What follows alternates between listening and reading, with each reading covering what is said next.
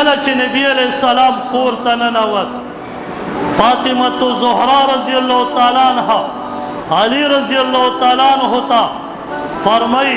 خاوند مبارک په دې خفه نشي چې زه ستا نه مخکې روانه ومه، په دې کې زما یو مقصد و، هغه مقصد مې دا و چې په دې لاره مونږ را روانو نو زما د خپې قدم به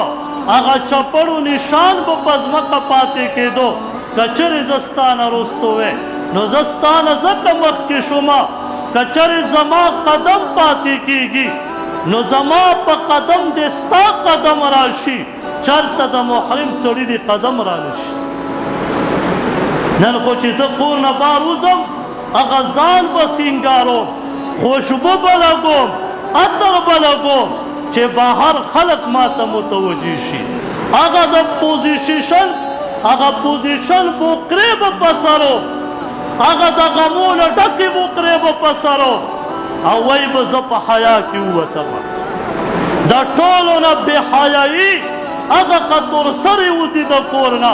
چې پرده پرې نه او ستا بورقې ټوپۍ نشته، پوزیشني بورقه دې اچولې د غمونه ډکه، پتا او په هغې کې هېڅ فرق نشته.